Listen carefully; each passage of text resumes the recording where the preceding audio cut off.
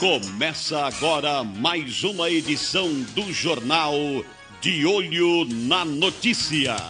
Direção e comentários do jornalista Newton Flora. Muito boa tarde, queridos telespectadores do nosso programa De Olho na Notícia aqui pela TV Aberta São Paulo. Vamos começar com duas notícias importantíssimas, né? A primeira é que o Senado Federal aprovou que quem tiver ficha suja será inelegível, mas não fiquem muito satisfeitos não, hein?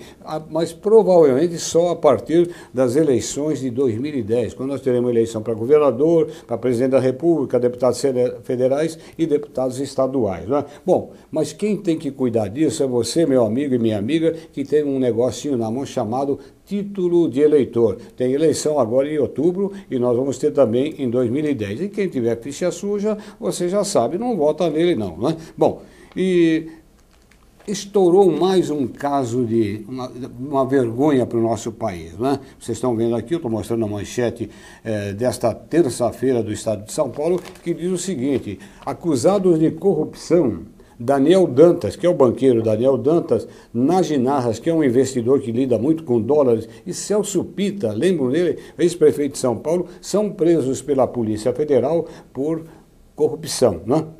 Então, o que acontece? Inclusive, o Celso Pitta era afilhado do Paulo Maluf, né? E o Paulo Maluf, numa ocasião, falou: olha, se o Celso Pitta não for um bom prefeito, vocês não votem mais em mim. Isso quem falou foi o Maluf.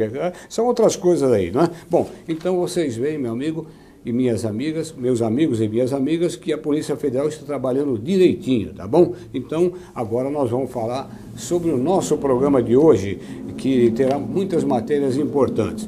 Vamos falar sobre 3 acordos salariais importantíssimos feitos pela FETICOM, que é a Federação dos Trabalhadores na Indústria da Construção e do Mobiliário do Estado de São Paulo, cujo presidente é o Emílio Alves Ferreira Júnior. 3 acordos salariais muito bons para a categoria, né?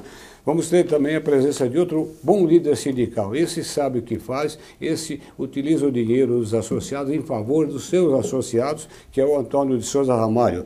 Ele vai dizer que o PAC, que é aquele programa de aceleração ou aceleramento do crescimento, provoca na sua categoria, a categoria dos trabalhadores na indústria da construção civil, um impacto muito importante, né? Muita mão de obra sendo solicitada e o Ramalho querendo dinheiro para qualificar aqueles que não têm uma qualificação para a sua função, né? E teremos também a presença de Leão José de Almeida, que é o presidente do Sindicato dos Empregados em Hospitais Particulares, e ele vai dizer dos acidentes de trabalho que acontecem no mundo todo, gente, e que no Brasil nós estamos apenas atrás da China, da Rússia e dos Estados Unidos, né? Então, ele vai falar que aqui no Brasil o setor da saúde é o que provoca mais acidentes de trabalho. E teremos, então, a presença também de 2 advogados, nossos consultores, que vão falar sobre a lei seca e as providências que estão sendo tomadas para melhorar o trânsito na cidade de São Paulo. Então, vamos aí ao professor Palmiro Menudo. Bem, meus amigos, hoje nós vamos discutir aqui 2 temas muito importantes, por isso eu trouxe 2 pessoas que conhecem o assunto. E aqui no nosso programa de Olho na Notícia, nós convidamos sempre aquele que sabe o que vai falar. É o caso do Dr. José Paulo Scanapieco, ele é advogado, e também o meu amigo empresário e advogado também, o Luiz Abel. Nós vamos focalizar aqui a questão da lei seca e também as medidas que estão sendo pelo prefeito Gilberto Kassab para disciplinar ou melhorar o trânsito de São Paulo. A gente não acredita em milagre, mas quem sabe pode acontecer um milagre. Zé Paulo, começando por você. A lei seca. Lei seca. Lei seca que, na realidade, ela já vem toda problemática. Já vem molhada? Já vem molhada. Aliás, um dos itens mais problemáticos que eu vejo aí é você interpretar a lei. A lei foi colocada para que houvesse uma regulamentação. Aí, num dos artigos, tem lá específico que, enquanto não houver a regulamentação, vai ser admitido o índice 0, ou 0,2 e 0,3 para punitiva. Um absurdo. Porque a nossa Constituição, a Carta Magna, a Constituição brasileira, que é a lei maior do país, fala: nenhuma lei E ninguém poderá ser punido enquanto não houver regulamentação. E aí, a pergunta fica no ar de que existe legitimidade para punir esse que está sendo pego? Existe legitimidade para alcançar alguma coisa nisso? Porque esse índice 0,2 e 0,3 foi calçado em quê? Qual foi a perspectiva médica que foi tirada disso aí? Qual foi realmente a pesquisa aprofundada? Qual foi a avaliação abalizada que deu esse 0,2, 0,3? O que a gente interpreta como foi dito por alguns amigos, de que essa lei foi construída às pressas para valorizar um período eleitoral. Luiz Abel, você que tem uma vasta experiência no assunto também, porque você, além de advogado e especialista em trânsito e transporte, você também é dono de uma autoescola Mascote, né? E você tem aí vários exemplos para poder mostrar ao público o que está acontecendo com essas duas medidas, a lei seca e essa disciplina do trânsito. A nossa experiência no trânsito e no dia a dia de São Paulo nos dá a possibilidade de estar fazendo algumas interpretações e questionando essas regulamentações que acabam sendo colocadas em prática, como o próprio Dr. José Paulo acabou de falar, fazendo leis e regulamentações para atender uma certa demanda ou um certo período eleitoreiro. Foi isso que você falou? Exatamente. Então, veja bem, nós precisamos atentar um pouco mais, com um pouco mais de detalhe, todas as leis que forem propostas, estabelecer um debate mais com a sociedade e saber onde elas vão estar afetando ou, na verdade, contribuindo para a sociedade, para que não venha trazer uma lei, trazer tanto conflito, tanta aberração que está trazendo essa nova lei aí, 11.705, que reforma o Código de Trânsito. O Dr. José Paulo acabou dizendo em relação à própria regulamentação dessa lei. Gostaria de perguntar para ele, em relação ao Código de Trânsito, a regulamentação pelo Código de Trânsito se dá através das resoluções do DENATRAN, do Conselho Nacional de Trânsito. Nesse caso, doutor José Paulo, essa regulamentação, ela está vindo já no Código de Trânsito ou ela vai precisar ser regulamentada através das resoluções do Código do Conselho Nacional de Trânsito? O senhor tem essa informação já para nos estar orientando? Ou... o que a gente observa, pelo menos no texto daquilo que está sendo alterado, é de que existia uma previsão de 0,6 a respeito desse grama de álcool, né, no organismo. Isso já, inclusive, pelo próprio texto da lei, ainda não houve essa alteração. Já a lei, ela está trazendo um dispositivo de 0,2 e 0,3. Aí surgem três figuras diferentes.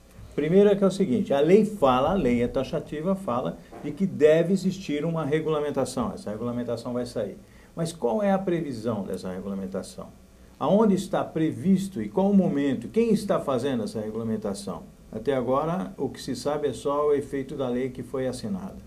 O segundo momento é o seguinte, para que se altere o Código Nacional de Trânsito, para que se venha criar todas essas regras, embora a sapiência do Dr. Luiz Abel aí, que é bastante expert na área, sabe que tem algumas regras que precisam ser observadas. Primeiro seria a formação do condutor, também as informações básicas que são passadas na estruturação das punibilidades, né? E também uma outra responsabilidade que está no texto da lei, que fala que o comerciante deve colocar um enfoque, uma publicidade dentro, dizendo, olha, não saia, como tem hoje, você vai sair de um estacionamento, tem lá, não saia sem colocar o cinto. Mas isso daí não está dizendo que existe um percentual aprovado. Dentro do texto da lei fala que é considerado bebida alcoólica aquele que tem um teor alcoólico acima de 0,6, vai a 0,9. Hoje, se pegar o copo de cerveja, nós temos a cerveja com um índice alcoólico de 0,9. Algumas das cervejas importadas chegam até a 11%. isso já teria um reflexo totalmente diferente. E eu estou citando cerveja como um referencial nacional, porque hoje o jovem ele faz a opção pela cerveja. Nós temos vários restaurantes em cima disso. Eu queria lembrar um fato aí ocorrido agora recentemente, porque na fiscalização foi detectado um cidadão que estava como infrator, né, depois do exame que fizeram, mas ele havia comido um bombom onde tinha, talvez aqui um conhaque, coisa que o valha, e ele foi punido. Está nos jornais isso. Existe uma outra coisa, Newton, que é o seguinte, algumas punições, olha interessante, vamos voltar, né, comentar alguma coisa, nós estávamos conversando agora há pouco nos estúdios com o Dr. Luiz Abel, com Newton Flora, que é o seguinte, alguns delegados de polícia estão autuando em flagrante e aplicando a punibilidade que está colocando como pagar lá um determinado valor para poder, uma fiança para poder ir para casa. E outros delegados não, estão optando por uma segunda parte, eles estão coletando sangue para se apurar. Existe uma determinância aí muito própria disso daí. Olha que situação interessante. Bafômetro, o apurar do ato irregular, do ato ilícito, o bafômetro, ele não está homologado pelo Inmetro. E existe uma variação muito interessante. A pessoa que tem diabetes, ela tem variação dessa salivar dela e isso daí traz um diferencial na hora de fazer o bafômetro. Um segundo diferencial é a pessoa que tomou um determinado medicamento, certo? Existem até alguns medicamentos que são à base de álcool, certo? Existem alguns medicamentos, inclusive, que são utilizados de uma forma natural, que geram o álcool no organismo, né? Então, se esses bafômetros não estão regulares, como que pode ser dada a punição? Mais equilibrado e mais harmônico está sendo o delegado que está coletando os valores do sangue. Eu queria que o Dr. Luiz Abel dissesse o seguinte, parece que há uma multa de um valor altíssimo e há também uma punição que me parece rigorosa. A pessoa perde a carta ou fica um ano sem poder dirigir? Realmente, Newton, qualquer quantidade alcoólica que tiver, até uma decigrama, é isso, doutor? Decigrama, né? É decigrama. Uma decigrama de álcool, então você vai ser autuado numa multa de R$ 955 e poderá ter suspensa a sua carta por até 12 meses. Acima disso, passa a ser crime. E o doutor José Paulo acabou lembrando muito bem como que fica a regulamentação dos bafômetros. Se ele não é certificado pelo Inmetro, como que ele vai ser aplicado? Até essa semana, final da semana aí, a gente via nas notícias a respeito que em São Paulo só existia 11 bafômetros e adquiriram mais 30 ou 40 bafômetros. Como que vai regulamentar esses bafômetros? Como que o Inmetro vai certificar isso para que esse bafômetro seja colocado na rua e seja utilizado? Então a polêmica está estabelecida e as pessoas ficam intimidadas de fazer o uso do bafômetro, faz o uso do bafômetro e ele ainda não está certificado. O próprio Código de Trânsito estabelece que todos os aparelhos que vão ser aplicados na rua têm que ter a certificação do Inmetro. E tem aquela tolerância de erro reconhecida mundialmente em torno de 7%, principalmente em relação à velocidade, tem uma tolerância de 7% que pode ser aceito como erro de medição diante das intempéries climáticas e tudo mais que o aparelho acaba sofrendo. Então essa tolerância não está sendo aplicada pelo que a gente vê. Qualquer quantidade de álcool que tiver no organismo do sujeito, ele corre o risco de estar pagando R$ 955 de uma multa e correr o risco de ficar com a habilitação suspensa por um período de 1 ano.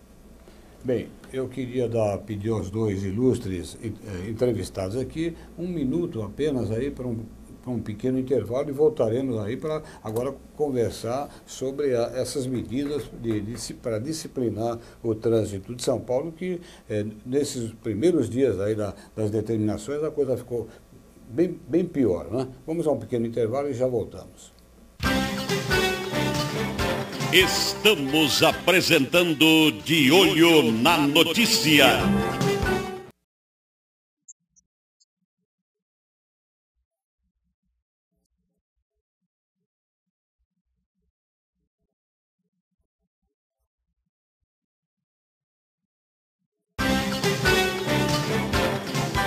Voltamos a apresentar De Olho na Notícia. Bem, estamos de volta aqui com o doutor José Paulo Escanapieco e também com o advogado Luiz Abel, que estamos conversando aqui sobre a tal lei seca e também sobre as medidas tomadas aí para disciplinar o trânsito em São Paulo, acabar com o congestionamento. Mas ainda com relação à lei seca, há já um protesto muito forte aí da Associação Brasileira dos Bares e Restaurantes, que acham que eles estão perdendo clientes. Isso pode ocasionar, como sempre, como desculpa, vem a dispensa de trabalhadores, de funcionários. Como é que analisa isso, José Paulo? Olha, eu vejo com muita temeridade. Hoje nós estamos brigando pelo problema de emprego, né? Nós estamos brigando pela necessidade absoluta do homem trabalhar, pela dignidade humana, pelo respeito humano. Algumas regras, elas são um tanto quanto impeditivas desse respeito. Veja só a questão da lei seca, olhando um outro aspecto, né? Você vai a um casamento onde é distribuído para você um gole para que se vá saudar os noivos, né? E esse gole já é o suficiente para você ficar sem a habilitação, ficar sem o veículo, né? Uma outra coisa tão esdrúxula, se você for a uma festa onde são distribuídos alguns salgadinhos, isso é comum, né? E você tomar ali, nem se for meio copo de cerveja, você já está com problema. Você vai a um restaurante, você vai almoçar, você vai jantar, e aí naquele conteúdo, naquela comida, chega lá, foi preparada com uma determinada carne, foi preparada com um vinho. Essa carne que foi preparada com vinho já tem álcool suficiente. Absurdo que eu ouvi isso, inclusive, de uma pessoa muito amiga da família, em que ela falou assim: hoje vou colocar meu marido numa situação difícil. Fiz um frango com cerveja. Que absurdo. Aí me dá uma orientação, doutor. Ele vai comer em casa, né? Nesse caso, se eu ver que há inconstitucionalidade nessa lei, dá para arguir uma inconstitucionalidade em relação a isso, que fere o direito de ir e vir e tudo mais?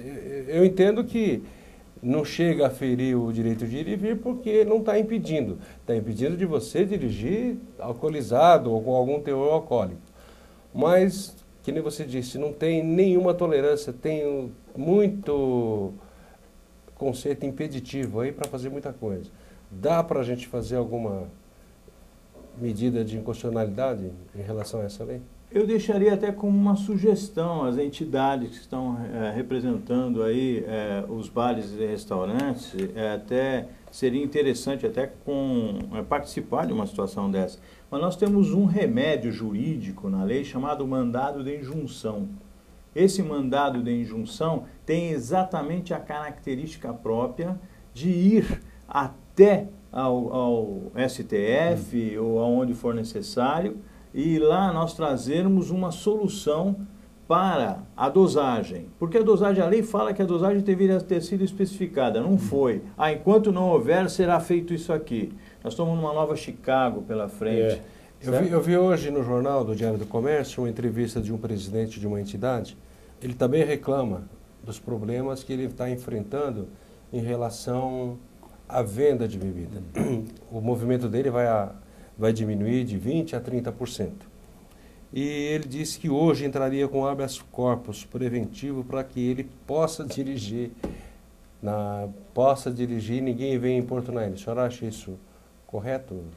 Pedir um habeas corpus preventivo para a gente poder estar conduzindo aí pelas ruas de São Paulo e do Brasil?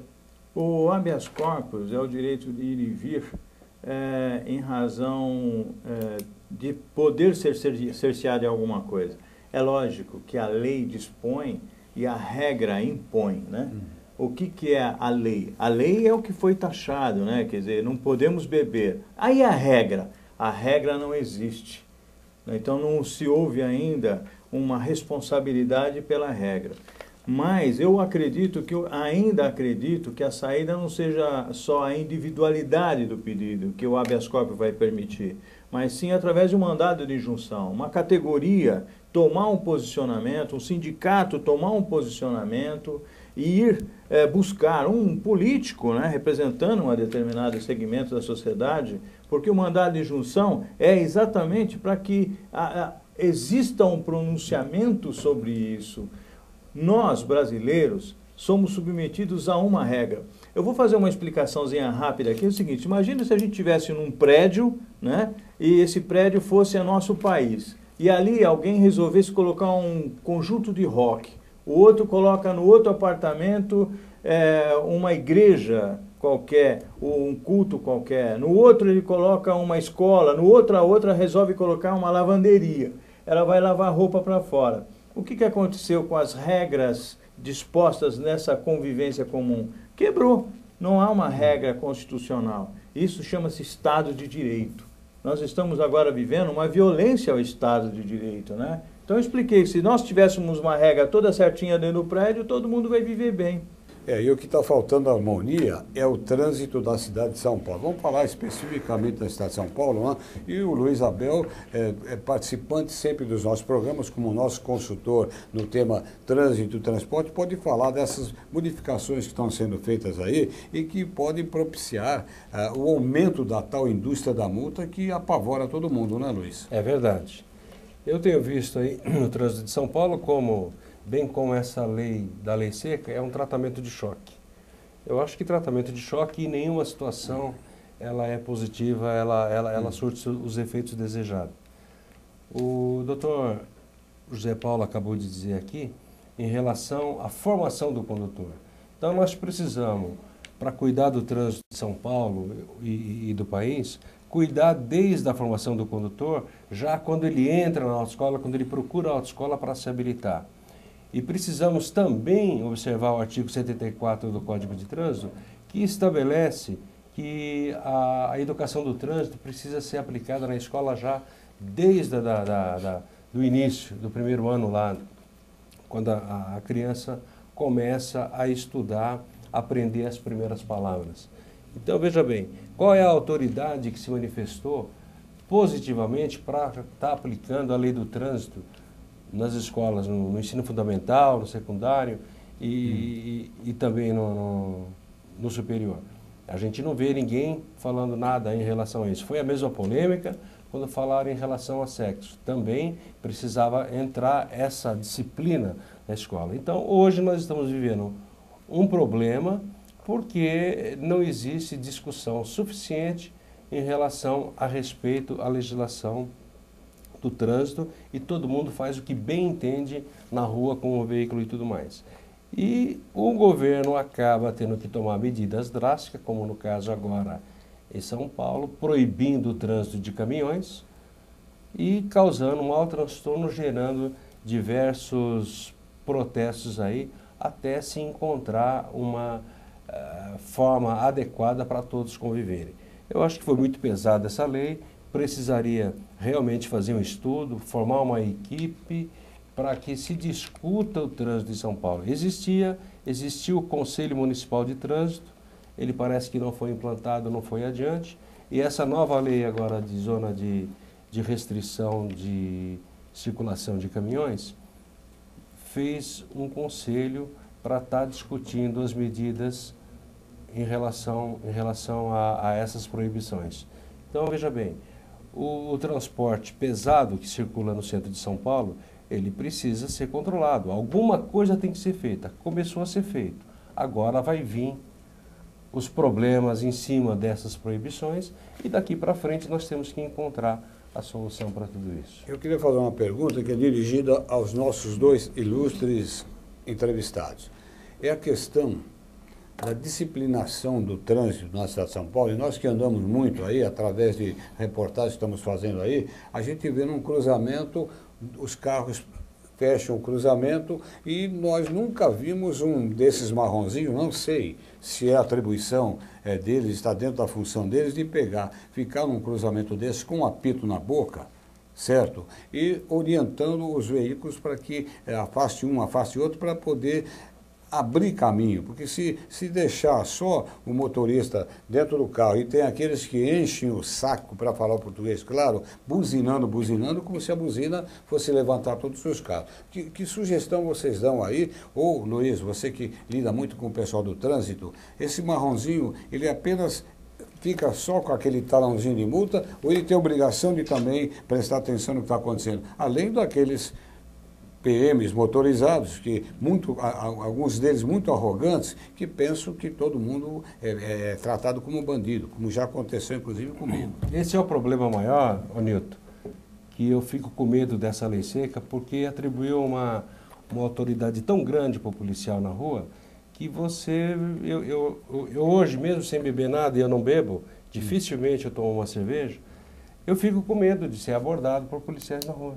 Porque ele está com uma autoridade tremenda e você não vai poder se recusar a colocar a boca lá no bafômetro, a fornecer o seu material para exame e tudo mais. Em relação ao marronzinho, a função dele na rua é justamente orientar o trânsito. Eu que sou motorista antigo, já há mais de 30 anos, quando percebia um congestionamento, a gente comentava com os demais passageiros do veículo lá. Com certeza tem um policial ou tem um marronzinho lá na frente, porque tinha congestionamento. Hoje é ao contrário, nós precisamos do agente de trânsito, nós precisamos ter mais controladores de fluxo de trânsito nas vias, para que o trânsito possa ter uma boa fluência. A função dele, principal, é orientar. Agora, a consequência é fazer multa naqueles que desobedecem, mas é fazer multa naquele que cometeu a infração.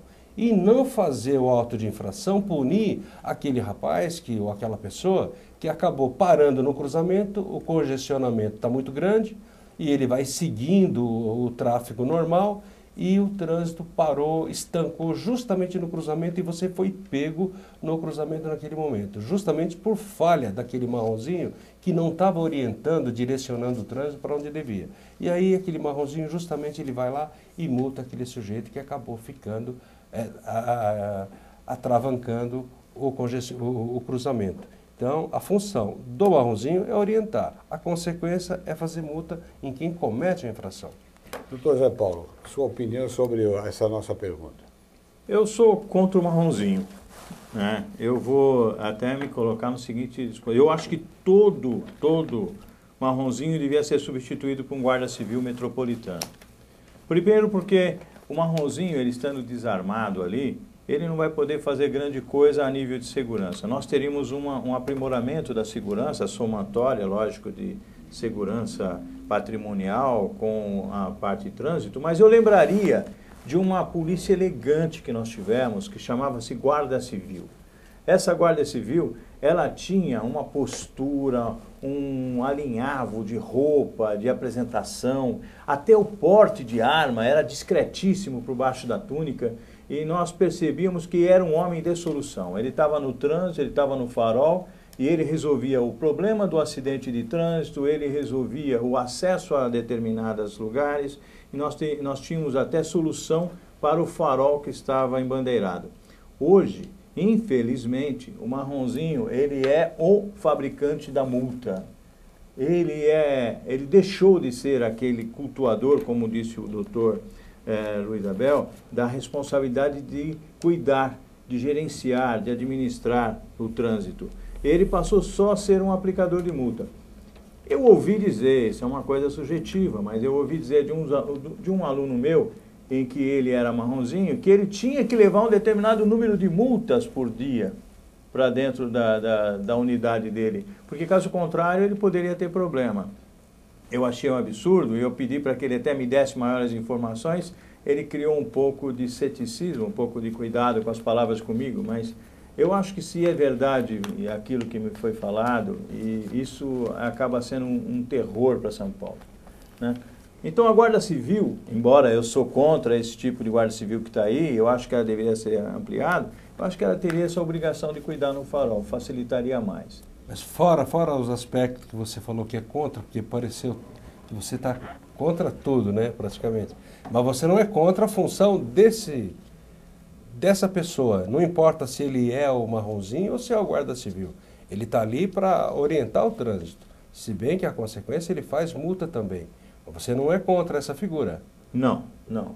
Ele tem que ser melhor preparado. O que eu também entendo que ele tem que ser melhor preparado, ele tem que orientar mais, não tem dúvida nenhuma. Marronzinho já tem uma titulação que já é desmerecedora, já é marronzinho, ele é menor.